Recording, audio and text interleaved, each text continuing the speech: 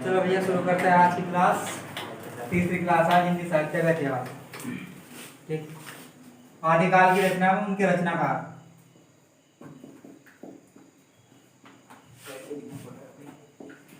आदिकालीन रचनाएं एवं उनके रचनाकार।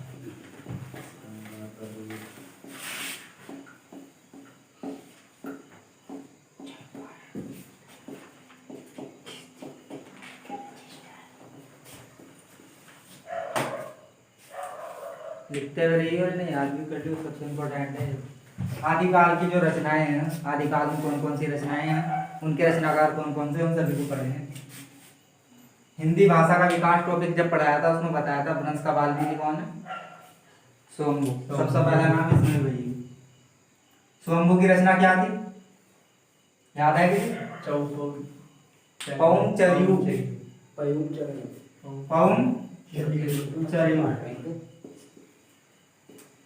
पौंचर्यू क्या था? राम काव्य। राम काव्य।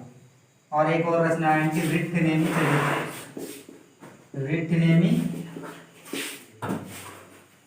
चरित।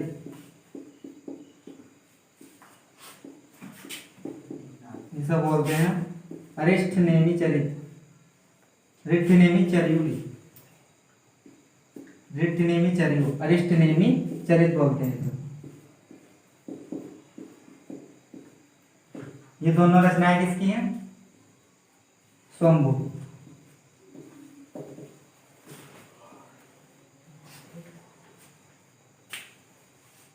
उसके बाद पढ़ा था सिद्ध साहित्य में। सिद्ध साहित्य के प्रतिनिधि कौन थे? सरपा। सरपा की रचना क्या है? दोहाकोश। दोहाकोश सरपा।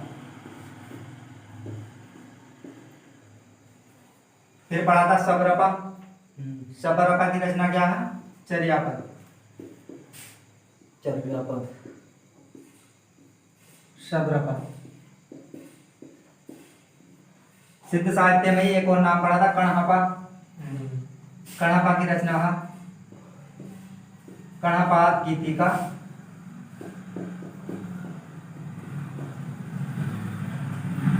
कणहपाद गीतिका और दोहाकोश। क्योंकि सिद्ध साहित्य में दो ही रचना हुई है, एक तो दोहाकोश और एक चर्यापद। चर्यापद में पदों का संग्रह मिलता है और दोहाकोश में उनके दोहों का संग्रह मिलता है। तो कणहपाद गीतिका और दोहाकोश ये किसके हैं?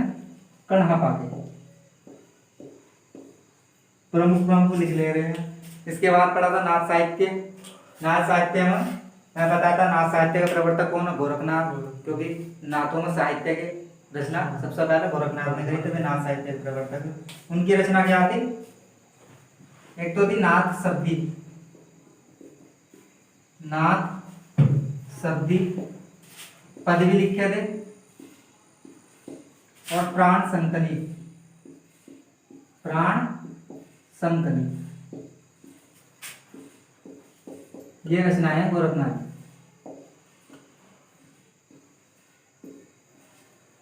एक चीज और है इसमें, शिष्यादासन पंथ के प्रवर्तक थे गोरखनाथ। जो थे शिष्यादासन पंथ के प्रवर्तक ही थे।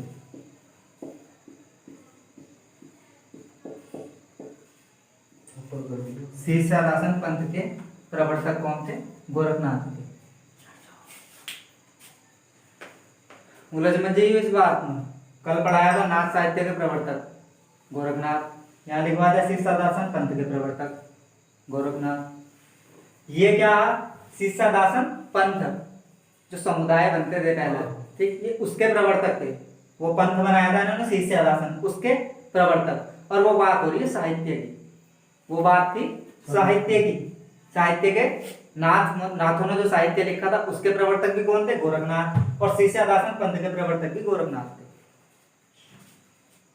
लिखो चलो जी।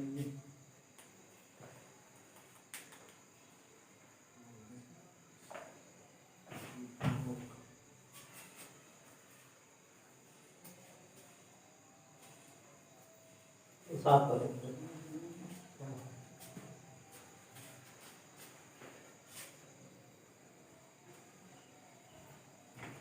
लिखते रहो, पढ़ी दो। उसके बाद पढ़ा था ना रासो साहित्य। रासो साहित्य में सर्वश्रेष्ठ प्रतिनिधि ग्रंथ कौन सा था रासो साहित्य का? पृथ्वीराज रासो। पृथ्वीराज रासो का तो पता लग ही गया था, किसने लिखा था? चंद्रवरदाई। चंद्रवरदाई ने। चंद्रवरदाई। उसके बाद वो कौन सा था? तीन तरीके से बताया था रासो साहित्य, तीन उसमें बटा हुआ था। एक तो विरगाथात्मक रासो काव्य, या विरगाथात्मक एक श्रृंगार साहित्य, ठीक, एक श्रृंगार पर, एक उपदेश मूलक या धार्मिक। उसी के अकॉर्डिंग अगर लेकर चलो तो सारे के सारे क्रमानुसार हो जाएंगे। जैसे कि पृथ्वीराज रासो, फिर अमीर रासो, कुमार रासो, परमाल रासो, विजयपाल रासो। तो पृथ्वीराज रासो चंद्रवरदाई, अमीर रासो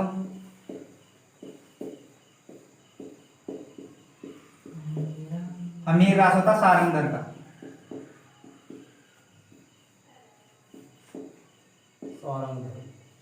अमीर रासो किसने लिखा था? सारंगधर ने।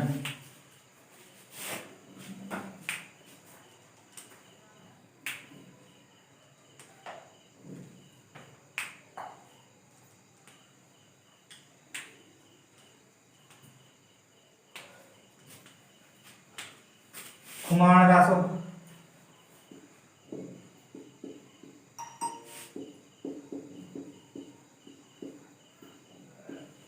कुमार रासो किसकी रचना थी? दलपति विजय। दलपति विजय।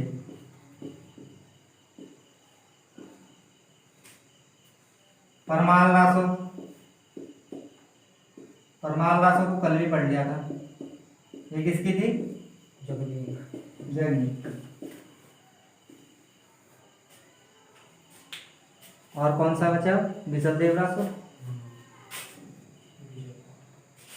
बिसलदेव रासो का है मतलब श्रृंगार परक बता, लेकिन उसके पहले भी एक और रह गया, विजयपाल रासो। विजयपाल रासो, विजयपाल रासो किसने लिखा था? नल्ल सिंह भाट ने। नल्ल सिंह भाट। इसके बाद श्रृंगार परक लिख लेंगे। लिखवा दिया वो तो वो कर रहा था। दीर्घातात्मक थे रासो का। हाँ, ये दीर्घातात्मक हो गए। अब श्रृंगार परक रासो साहित्य लिख लो। इससे पहले जो थे, इससे पहले ये अपभ्रंश के तो थे, स्वयंभू थे, ठीक। उसके बाद सिद्ध साहित्य के बताए थे, सरपा, शबरपा, कणपा की रचनाएं। उसके बाद नाथ साहित्य की बताई, गोरखनाथ की। अब सिद्ध साहित्य की है, सिद्ध साहित्य में भी दीर्घातात्मक रासो साहित्य की। इसके बाद श्रृंगार परक रासो साहित्य। श्रृंगार परक में था बीसलदेव रासो। बीसलदेव रासो। बीसलदेव रासो किसकी रचना थी? नरपति नाम है। नरपति नाम। फिर था मुंज रासो। मुंज रासो अज्ञात। फिर उसके बाद एक रचना और थी श्रृंगार परक में, संदेश रासक। संदेश रासक। इसके रचनाकार का नाम भी बता दिया था, क्या था? अब्दुल रहमान। अब्दुल रहमान लिख लो। इसके बाद क्या था? उपदेश मूलक या धार्मिक रासो साहित्य, उनकी रचना लिख लेंगे और उनके रचनाकार जो कल बताई थी। धार्मिक में कौन कौन सी थी? उपदेश रसायन रास, चंदन वाला रस, स्थूलिभद्र रास, भाटेश्वर बाहुबली रास, रेवंत गिरी रास, ये सब कहेंगे रासो साहित्य के, रासो साहित्य के धार्मिक या उपदेश मूलक साहित्य हैं। लिख लो जल्दी।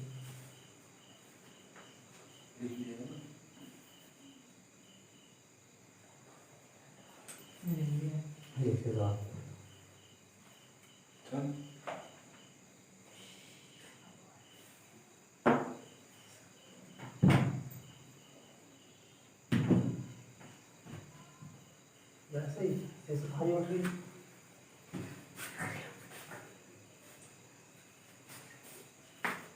चलो अगली लिख लो।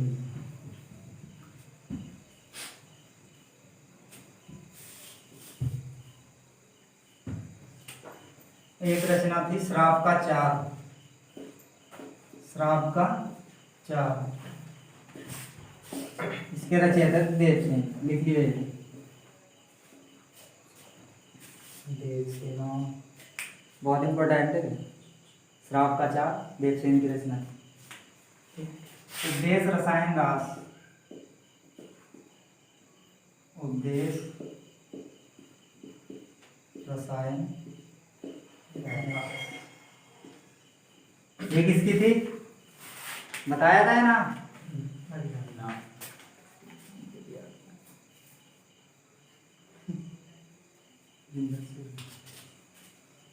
एक से ही नाम है इनके, तीन रचनाएं। एक तो उपदेश रसायन रास, एक तुम्हारा स्थूलीभद्र रास, और एक पाटेश्वर बाहुबली रास। इनके नाम भी कुछ कुछ सेम सेम थे, एकदम याद रखने। उपदेश रसायन रास, जिन्न दत्त सूरी। जिन्न दत्त सूरी। और स्थूलीभद्र रास, स्थूली भद्र रास, जिनधर्म सूरी। जिनधर्म सूरी। एक था भारतेश्वर बाहुबली रास।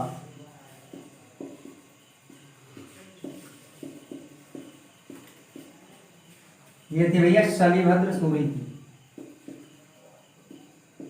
शलिभद्र सूरी लिख लो।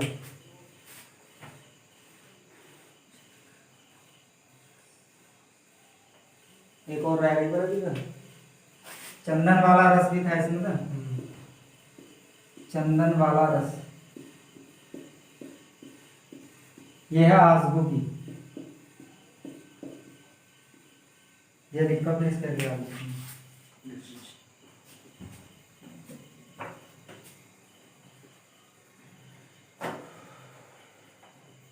ऐसे आप जगह भारत में भद्र लोग रहते हैं। मोटा जो होता है स्थूल वो जिन होता है, और उपदेश देने वाले वो होते हैं दत्त। उपदेश देते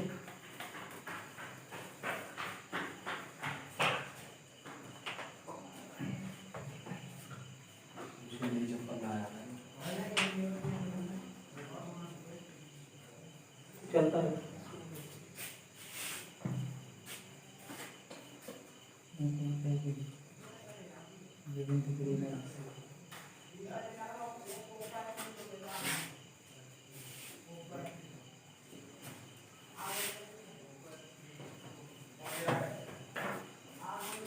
एक था रेवंत गिरिरास।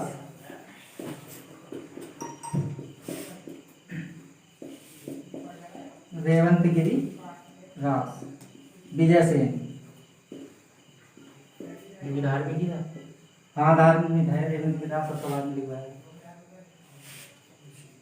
एक और रचना हुई थी उस समय पर, नेमिनाथ रास। नेमिनाथ रास, ये थी सुमति गणी की। सुमति गणी। उसमें विहार जैन धर्म हुई कोई। नेमिनाथ रास, सुमति गणी। और ये भी सबका बहुत ज्यादा इम्पोर्टेंट है। पूरा नाम लिख लो इसमें। रचना है सिद्ध हेमचंद्र शब्दानुशासन। सिद्ध हेमचंद्र शब्दानुशासन। और इसके रचयिता थे, इसी में लिखा हुआ हेमचंद्र। कौन थे? हेमचंद्र। लिखो जी।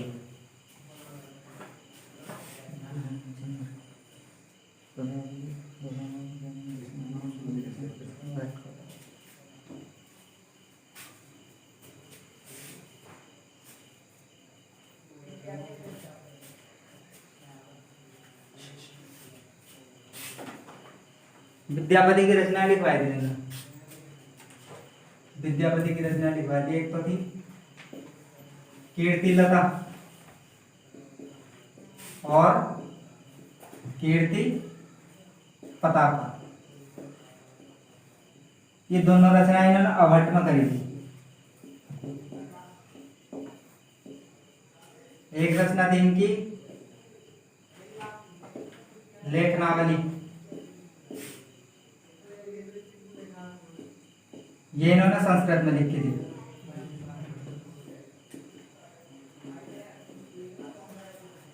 एक लिखी थी पदावली। पदावली की रचना किसमें करी थी? मैथिली भाषा में। मैथिली भाषा में। तीनों किसकी हैं? विद्यापति। विद्यापति को ही मैथिली कोकिल कहा जाता है। बताया था किसके कारण? मैथिली कोकिल।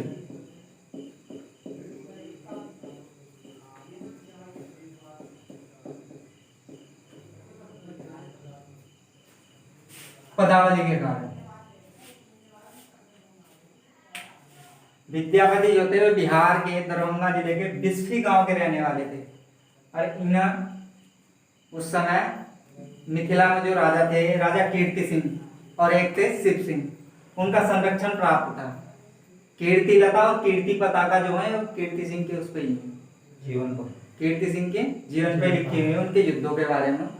कीर्ति पताका और कीर्ति लता राजा कीर्ति सिंह के उसी में लिखी हुई, मिथिला नरेश थे। ठीक, यहाँ से ये मैथिली कोकिल कहला है पदावली की रचना करने के बाद।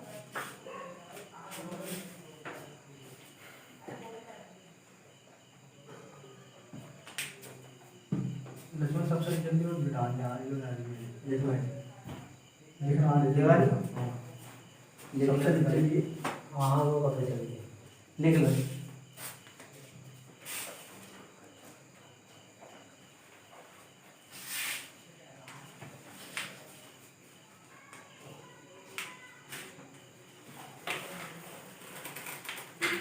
चलो हो गया। क्या बात है? एक रचना है ढोला मारू रा दुहा। ढोला मारू रा दुहा, ये रचना आ रही है कल्लोल कवि की। कल्लोल कवि। एक है जयमयंक जस चंद्रिका, प्रसिद्ध हेमचंद्र। बहुत अच्छी है ये दोनों रचनाएं, कई बार पूछी नहीं है। जयमयंक जस चंद्रिका किसकी रचना है? जयमयंक जस चंद्रिका किसकी रचना है? मधुकर की। मधुकर। एक रचना है जयचंद प्रकाश। जयचंद प्रकाश। जयचंद प्रकाश किसकी है? भट्ट केदार। भट्ट केदार की रचना है जयचंद प्रकाश। सारी इंपोर्टेंट रचनाएं हैं लिखी हुई।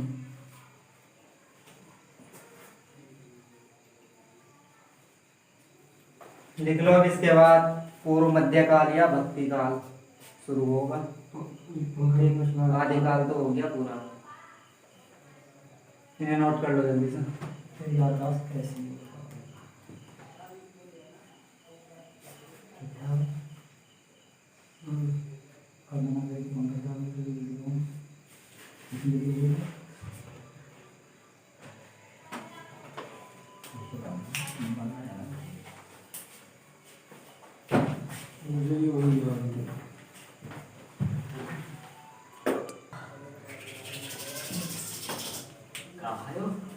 अब भैया आदिकाल तो हो गया। उसके बाद पूर्व मध्यकाल या भक्ति काल।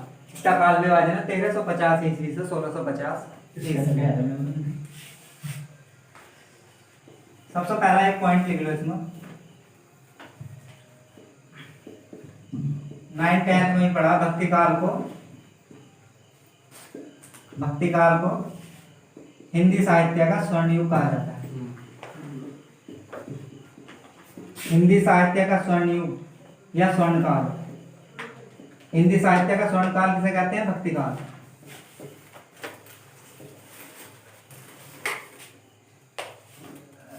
ऐसे लिखना होगा। भक्ति काल हिंदी साहित्य का स्वर्ण काल।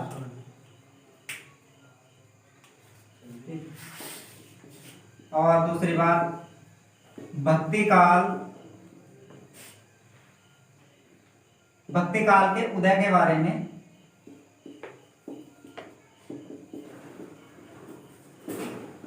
सर्वप्रथम किसने बताया था? George Grierson. भक्ति काल के उदय के बारे में सर्वप्रथम जॉर्ज ग्रियर्सन ने बताया। एक पंक्ति है उनकी, वे क्या मानते थे? वे इसे ईसाइयत की देन मानते थे। ईसाइयत की देन मानते थे।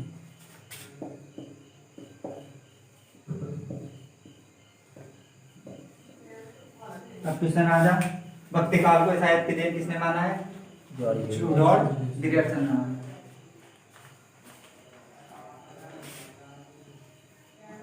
भक्ति काव्य, भक्ति काव्य ये भी हमने बहुत पहले पढ़ा, 9th में पढ़ा, 10th में पढ़ा। भक्ति काव्य दो प्रमुख भागों में बटा हुआ है, एक तो निर्गुण और एक सगुण। निर्गुण भक्ति काव्य और दूसरा सगुण भक्ति काव्य।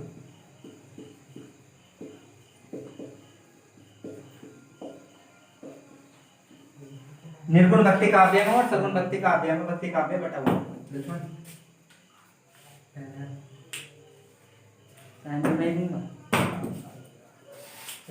भक्ति काव्य दो भागों में बटा हुआ था, एक तो निर्गुण भक्ति काव्य और एक सगुण भक्ति काव्य। मैं ऊपर लिख दिया तो इसका डिवाइड आपको हो गया। इसका जो भी रह गया वीडियो देखो भैया, सब मिल जाएगा। पीडीएफ बना कर डाल देंगे जल्दी, 2-3 दिनों के अंदर पीडीएफ बन जाएगी, पीडीएफ बनेगी। भक्ति काव्य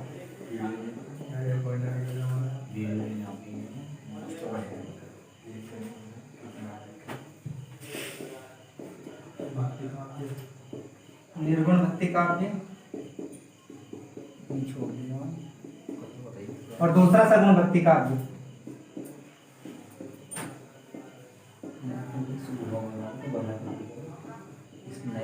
तो बढ़िया जगह नया टॉपिक हो जाए, सुन लो ध्यान से विदा, समझ लो और सुन लो। नोट्स बना लो कि वीडियो देख कर लो, लेकिन सुनना समझना बहुत जरूरी है।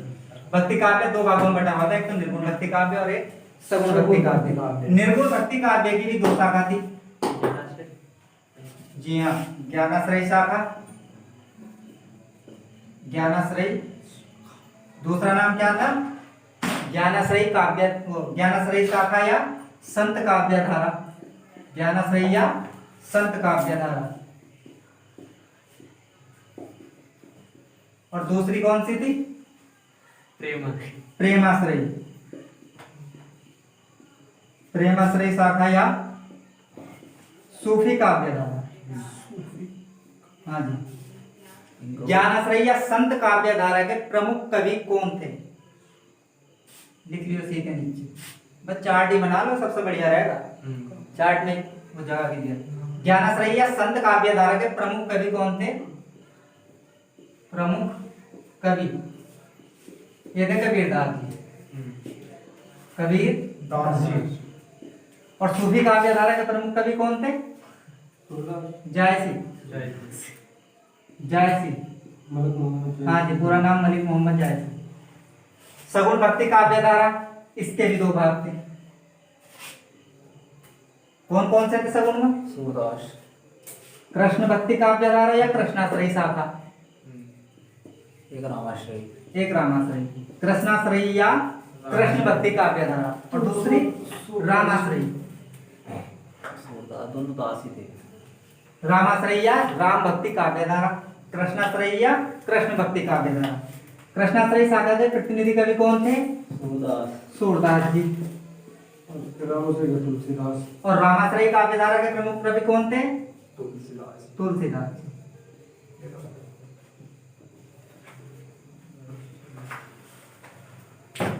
बताना। आज के लिए इतना ही, अब इसके बाद कल था पकड़ने। Thank you so much.